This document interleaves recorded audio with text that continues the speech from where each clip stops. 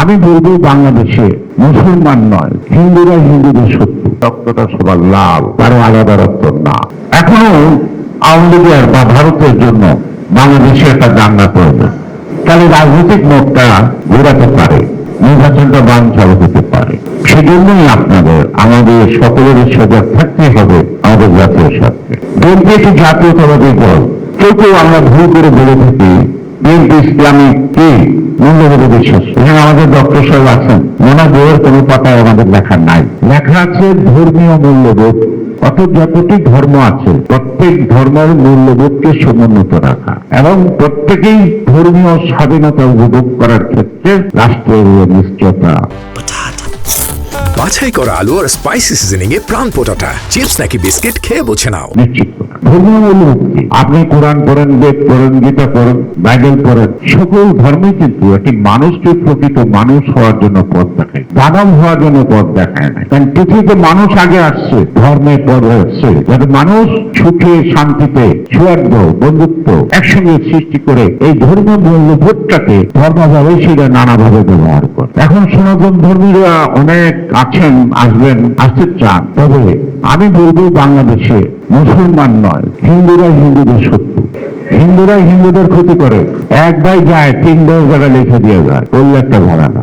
অনেক পুরানা জমিদার বাড়িতে মন্দির আছে, মন্দিরটা দেবত্তর না, অর্থাৎ জমিদার বাড়ির নামে। একজন জাল দলিল করুক, খারাপ দলিল করুক, এটা দলিল করুক, সে মালিক হয়ে যায়। স্বাভাবিক কারণ যখন মালিক হয় তখন মন্দিরটা ভেঙে ফেলা, কাগজপত্র দেখলে দেখা যায় যেটা মন্দির না, কিন্তু ধর্মীয় অনুভূতি থেকে লাগে। তো সে কারণে আমার একটা প্রস্তাব ছিল যে যেখানে যতটি মন্দির আছে সকল মন্দিরগুলিতে দেবোত্তর করা এবং ডিমার্কেশন দিয়ে রেখে দাও। অর্থাৎ এটা মালিক থাকতে পারে, বাট এটা মন্দির শত শত বছর যাবৎ মানুষ এখানে পূজা করে।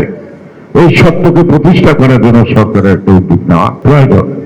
আজকে কিছু কথা বলছেন শুনছি আমি মানবিক মূল্যবোধে বিশ্বাস করি। আমি হিন্দু মুসলমানের ব্যবধান বুঝি না। আমি খারাপ লোক ভালো লোকের ব্যবধান বুঝি। আমি সৎ লোক প্রতারকের ব্যবধান বুঝি। কোন ধর্মই নিশ্চয়তা দিতে পারবে না হিন্দু ধর্মের জন্ম নিলে সেই ভালো লোক। অর্থাৎ ভালো আর মন্দ এই জিনিসটাকে আমি যাচাই করি।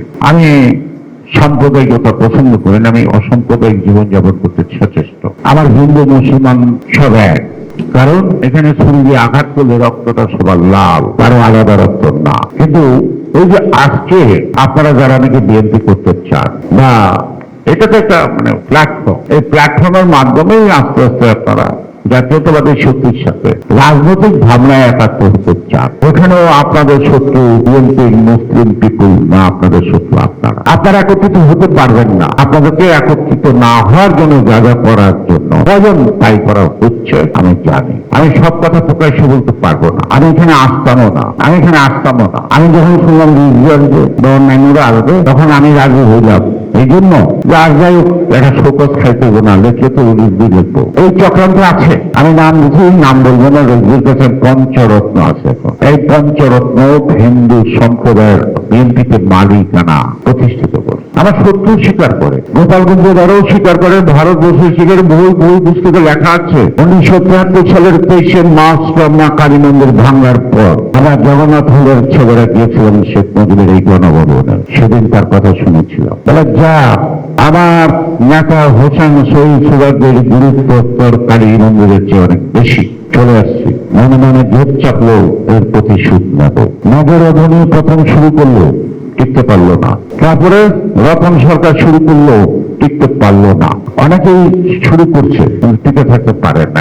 2001 সালে আমি টিকে থাকতে পারছি, রমনা কালী মন্দির আমি পুনরুদ্ধার করতে পারছি। আজকে মন্দির আছে, এই মন্দির আছে। এখন এই 5ই আগস্টের বিপ্লবের প্রতিফলন হলো আমি অদ্যাবধি রমনা কালী মন্দিরের গেটও পা বাড়াই নাই। আমি এই মন্দিরটা আমাদের বিয়ের জন্য করি নাই, পুনরুদ্ধার করি নাই। ধর্মীয় প্রতিষ্ঠান দিয়ে যখন আসবে একটা মিলন মেলা, এবং 5 বছর পূজাতে বিএনপির আমলে আওয়ামী লীগের বড় বড় নেতারা আসতো, পূজা পরিষদের আসতো। আর এই মন্দিরটা এই শেখ হাসিনার আমলে দখল করলো গোপালগঞ্জের কয়েকটা ছেলে।